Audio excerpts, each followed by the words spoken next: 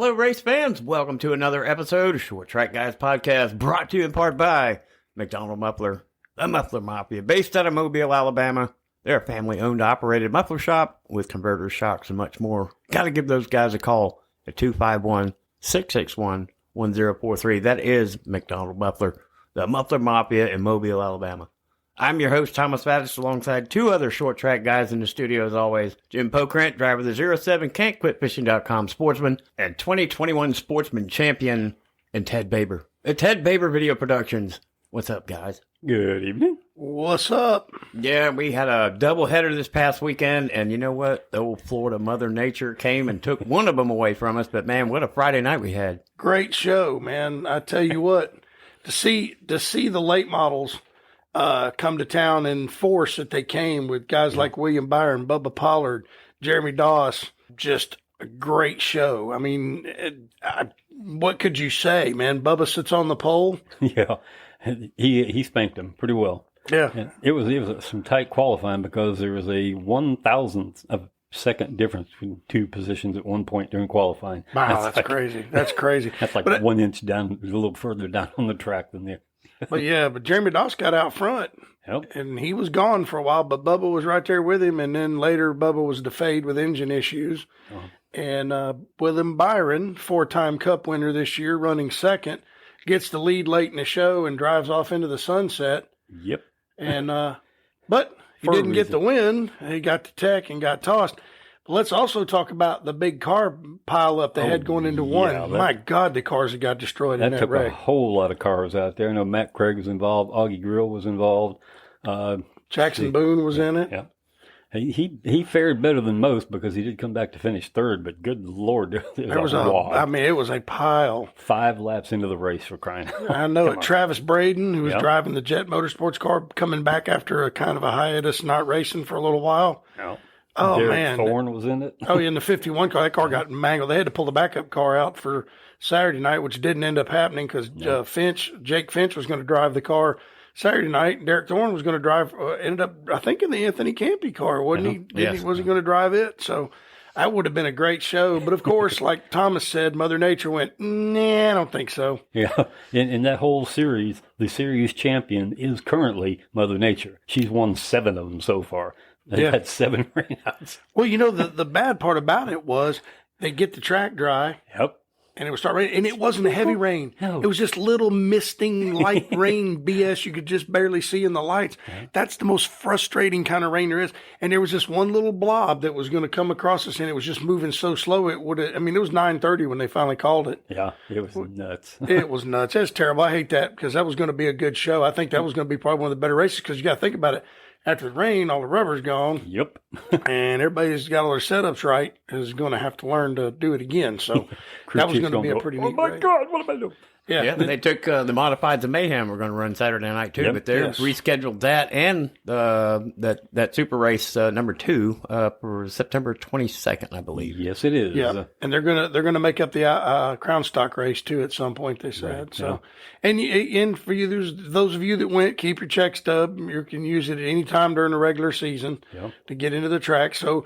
I have one. If anybody's interested, I'll be willing to give it up. If somebody wants to come out and watch some races, I'll give them mine because I'm never going to sit in the grandstands again till the Derby. So, oh, no, I don't even sit up there during the Derby. So never mind. Somebody email me, jbp07hotmail.com, and I'll give you my check stub, and you can get in for free next time. That'll be great. Yeah, I'll give it up for somebody. We're going to continue on with the remainder of the results. As we mentioned, Jeremy Doss first, Gio Ruggiero second. Jackson Boone came back from that little incident on lap 5 to finish third.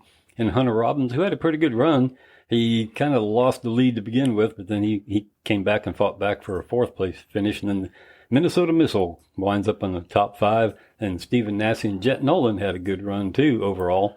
Travis Braden, once again, somebody got kind of wadded up a little bit, but came back to 8th place finish. Billy Van Meter and then Tony Elrod. A little note here, that is his 2nd top 10 finish in the series, and he started off the season with 2 top 15s. He keeps notching them up like that. Who knows? He may wind up in real good shape at the end of the season.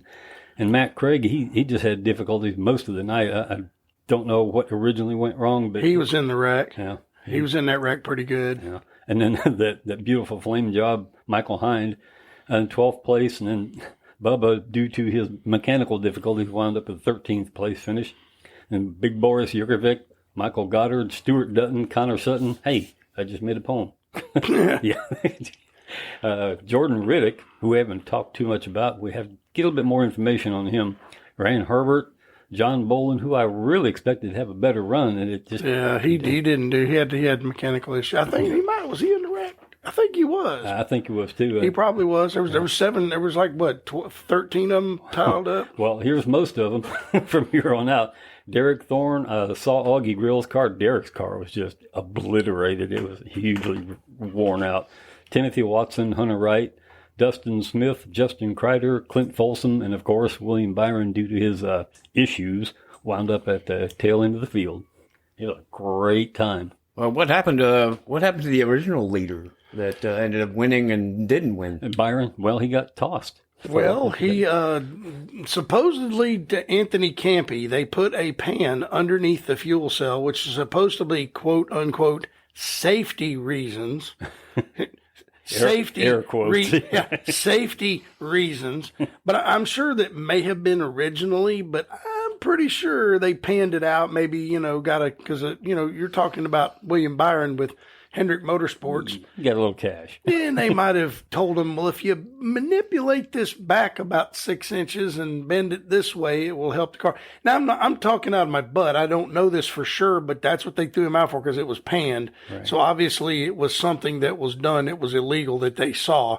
It wasn't just a folded up piece of metal underneath the fuel cell. It was more to it than that, I'm sure. And they wouldn't do it for no reason at all. They had to have known there has to be some kind of benefit to doing that. Obviously. I mean, well, look what he did. I mean, right. He drove off into the sunset, son. See you later. Bye-bye. Yeah, and then flew out of the sunset and went and sat on the pole in Pocono. Yeah. Right. Yeah. He's Willie B's pretty good, man. Yeah. He's somebody that came from, we saw him first time at Snowball Derby and could have won it a couple times. Oh, yeah.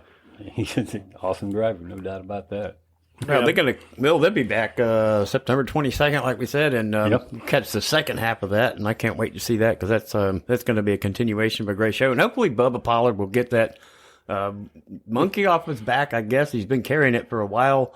With not winning the Snowball Derby for so long, winning all these other big races, but he's kind of in a stump right now, and he's going to get something off his back to get this win. Get it together, find out what's going on. It'd be nice to know exactly what happened that put him in such a bad position, or bad finishing position anyway. I'd like to know. Yeah, oh yeah. Great, but I mean, he got out front, but I'm telling you, I was watching the lap times on my race monitor, and Bubba was faster than both of them. Doss would get out there a little bit, Bubba would kind of reel him in a little bit, and I think Bubba was just riding. And then they had a restart, and it just seemed like the motor laid down, and that's what he ended up saying, that the motor was running flat, which stinks for him. But he'll be back. He's not. They don't call him the GOAT for nothing. No, he'll be. We'll be seeing him again. But congratulations to Jeremy Doss. Yes. He was the guy that was legal. He was a guy that was fast enough to stay out front. He led the majority of the race. Congratulations to him and that Lions racing team. Yeah. The first 2 times we saw that car, Mr. Lyons drove it himself and stuffed it in the wall both times. Both times the car left having to be clipped.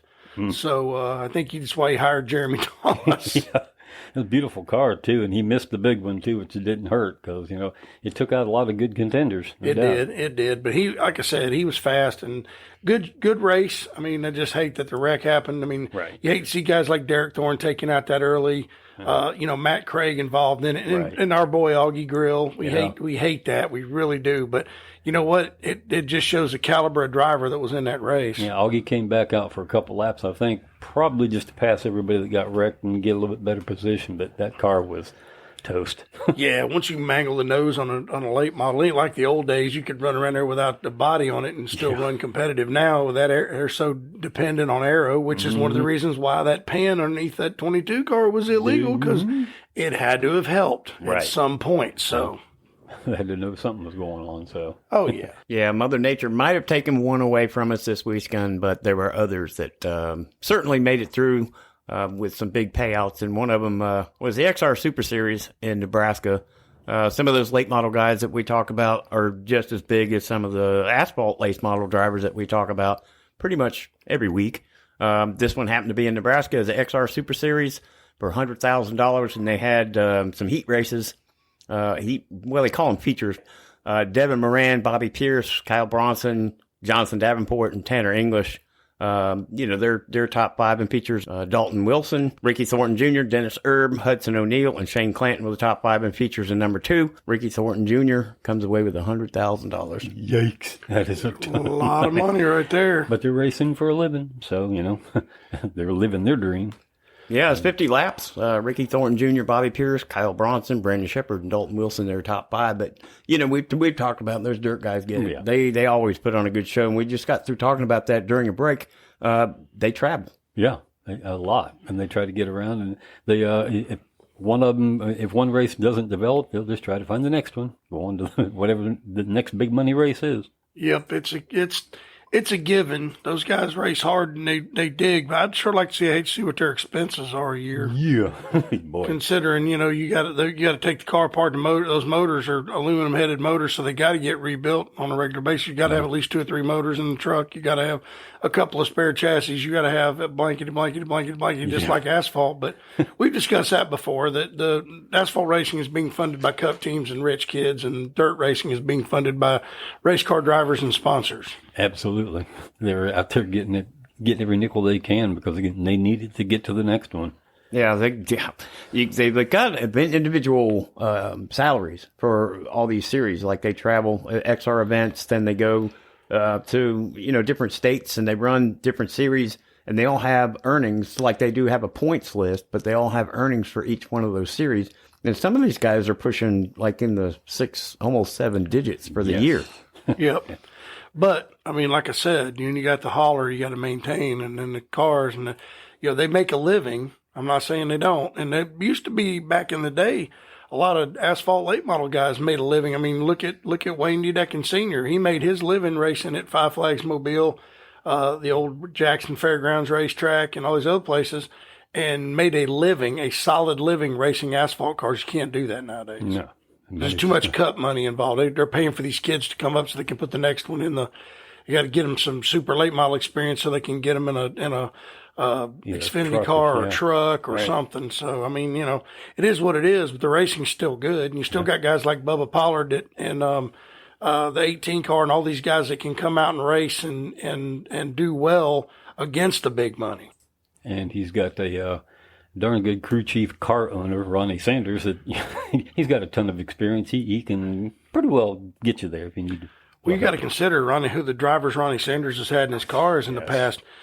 Bubba Pollard, Casey Roderick, and now he's got Hunter Robbins. Yeah, and Hunter's done well this year too. He's won a lot of pro races. He's been a contender in the super races. Yeah. Every time he goes somewhere, I mean, you can't beat that. You can't beat Ronnie Sanders racing.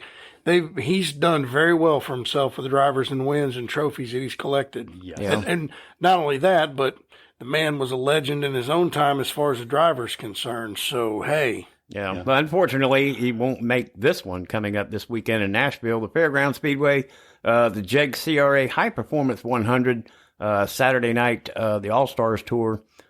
We've got Brett Robinson, Jackson Boone we've mentioned, Michael Bolden, Daniel Bolden. I wonder if they're any relation. So there's a couple of Boldens, there's a couple of Chases here, and there's some War Rackley with Dawson Sutton and Hunter Wright. Hunter Wright, they're both from Lebanon. I think they're not with that War team, but they might be. I think Hunter Wright might be with that War team, but I'm not sure. He was here this past weekend, I think, in the 29 car that we talked about. I thought I got him mixed up with the War team, but I'm not sure. I don't think he is, but we'll see. But Dylan Petro, Dylan Bates, and Benny Hamlet, all the pro race at Nashville. We're all big fans of the Nashville Fairground Speedway. Oh yeah, and they're going to transform that place coming up like they kind of did in North Wilkesboro and make it a show place. So it's glad to see Nashville back and strong. Yeah, it's 100 green flag laps too, and we look forward to catching up with the results of that next week when we get together here in the studio. The Short Track Guys podcast. And there's something we were going to touch up on last week, and we got a little late, didn't have so much to it, but we've wanted to get back to is the Grand National Super Series that Ted's got some information there in front of him. Yeah, I do. It's the remainder of the season for this this coming season. They've got several races still planned, and in case you're not familiar, These are always twin 50-lap races. There is always an invert, so it's not like the guy that wins is going to go out and dominate the next race. He's going to have to come from mid-pack or worse in order to get the next one, and he's going to be doing it at these next locations. On the 5th of August, it'll be Tri-County Speedway. The 2nd of September, New River All-American Speedway. On the 16th of September, Lonesome Pines Raceway. The 30th of September, is Dominion Raceway. The 14th of October, it's going to be Carteret County Speedway. Interesting note there, I found out that Carteret is almost a flat track with only 8 degrees of banking. That's got to be interesting to try to get around. And they finish up their all-star race at the Rockingham Speedway on the 3rd of November. 3rd and 4th, actually, of November. That should be interesting to watch. I mean, they've got good competition. Y'all need to get after it. If you're anywhere close to those tracks, get out there and watch them. Yeah, Grand National Super Series. They just paved the rock, too, so Yes. they ought to be able to be getting around there pretty quick. Yeah. I would love to see Cutter. That would be so much fun to watch that little. Well, they got a lot of flat racetracks. They're just not around here. Mainly out in the West, they can run a lot of flat racetracks. It reminds me of Bowman Gray, which is literally no angle at Yeah, all. oh yeah, you have to use the bumper there. Yep. Probably the same way at Carteret too. Yeah. It should be fun. Yeah. I'm kind of kicking myself in the butt for not getting up to Montgomery and being able to see them when they came that close. But Yeah, it looked like the weather was going to beat them, but it didn't. You know, it's what sometimes when you guess, I reckon. So. Yeah, that's why they call them weather guessers. And Well, this next news I've got for our listeners. This is a driver that is eyeing a Cars Tour victory at Hickory coming up this weekend. 11-point lead over Caden Quapple. We might know him of some lineage and genes from a Travis Quapple that used to run in the upper tiers. Caden's second to a Katie Hettinger. And I can't give her enough credit. She has been kind of under the radar, I think, as far as our podcast goes. We haven't thrown her out like she should be because she has been up front. She's been with that ACR Cars Tour team for a while. And she looks to win the championship with an 11-point lead now. And I just want to give a shout out to her. She just turned 16, and she has turned heads for a while now, and she just keeps getting better every time she gets behind the wheel. Well, she won down at Speed Weeks in New Smyrna. yeah, So, I mean, she's got one win under her belt, but she better step it up with Caden Quapple all over her butt, but she better hang on tight. Yeah. Wish her the best of luck, and would look forward to seeing her win a championship if she could do it, but she needs to win a race. yeah. Yeah, and speaking of winning a race, this next segment we've had is going to be big, and it's a spotlight this week. Yes, right. The Story and Bleich Crown Vic driver of the week. Our guy this week is Tyler Young. He is a third-generation race car driver. His grandfather raced at Five Flags. His uncle, Greg Young, whom I've raced against, a great super stock driver. Yes. Track champion, if I'm not mistaken, and a great guy. I raced against him a bunch. A tough customer. My goodness, that man was tough. He could get it done. But Tyler is just starting out, said that he took a hiatus from racing when his uncle passed away. And then he heard about the Crown Vic class, so he jumped right in.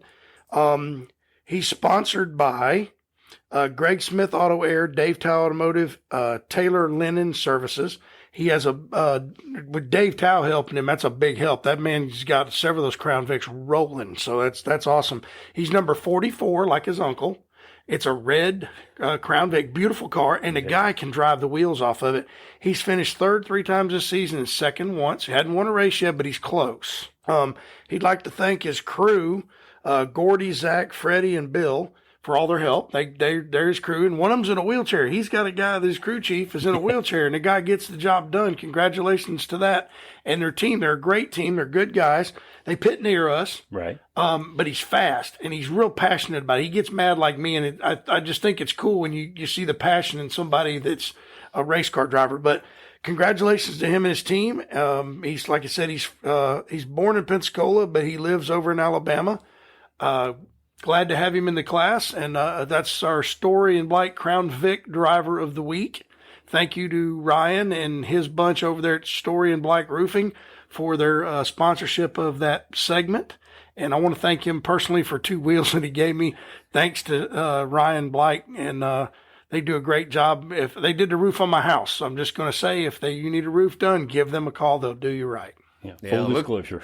Yeah, it looks like Tyler Young, even though he hasn't won a race, he's been knocking on the door, and he's only 26 points behind Ryan. So yeah, he's second in points. This series, this Crown Vic class is not over with this so far. Not at all. No. All it takes is Ryan to slip one time, and Tyler right on him. And I'm going to tell you something. That kid, Tyler Young, drives the wheels off that 44 car every single lap, whether it's practice or otherwise. And they, like I said, when they're going to run them this Saturday night over in Mobile again. They're running Outlaws, Sportsman, Pure Stocks, and Crown Stocks. So, if you got nothing to do Saturday night, come over to Mobile and watch us run. I'm going to be there with the old 07. But, yeah, that Crown Stock class ain't no joke, son. They put on a show over there. They put on a show over here.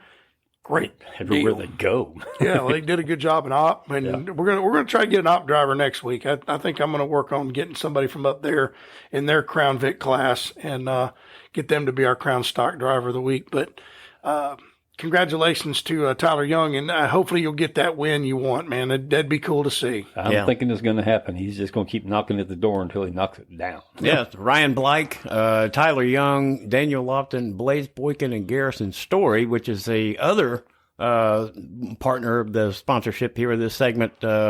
Garrison Story is Marcus's son. Yes. So you'd like to see a lot of these guys get together and travel and form a group, if you will, from either the Southeast or, Five Flag Speedway in combination with Mobile and maybe South Alabama Speedway. But I hear there's, and this has been going on, I guess, for a week or two with this Crown Vics class. They got a big race coming up in November. What did you say, Jim? Citrus County? Citrus County for $10,000 to the winner. Lord. There's going to be 100 of them there or more. Yeah. And it's going to be, you're going to have to make the race. It's not going to be just show up and everybody gets to start. No, it's going to be one of them deals. And that's going to be awesome. I mean, $10,000 to win in a car you may have $5,000 in, that's a good deal, I can say. Yeah. You talk about pushing, gouging, and rooting and banging. Oh, there's going to be a bunch of them come home wrecked. I can promise you. That's going to be a good show. I think that'd be a fun deal to go watch. I know Ben Cranford was talking about taking his pure stock down there and running there. And I said, well, if they do that and they run street stocks, we'll take my car, your car, and we'll go watch the Crown Vics tear each other up. Yeah, well, these kind of cars you really don't have to put on a trailer. I mean, you could get lights and rent them from U-Haul and put a tag on it and drive it to the track. Not quite that good, not quite that ready yet, but some of them still have air conditioning and stock windshields.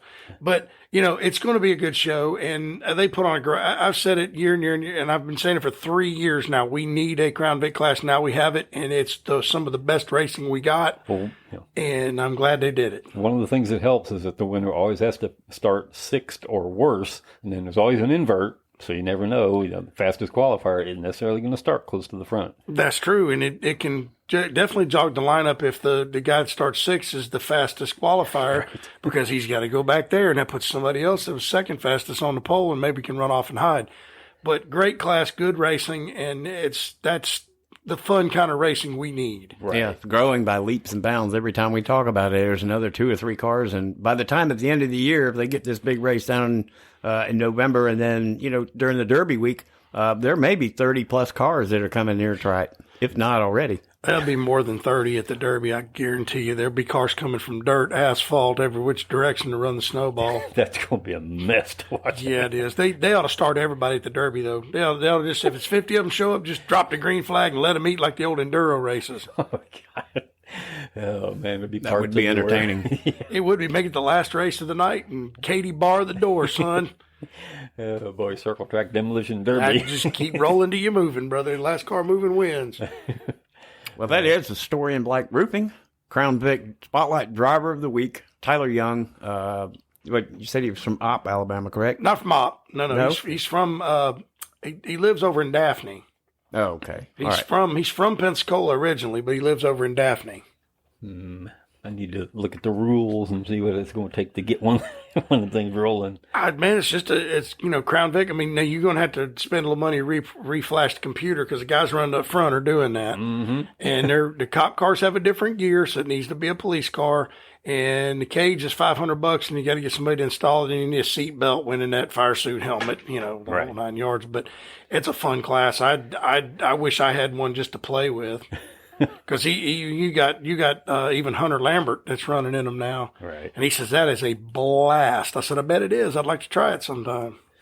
We'll see how it goes. Maybe I'll talk to Tim Bryan and let me drive that one car one night. One, yeah. Which does not have a B pillar in it, by the way, on the driver's side. None of them do. They take it out to put the cage in. It don't hurt nothing because you got the cage in there. It braces everything up. If you look at 99% of them, they cut the B pillar out to slide the main cage in.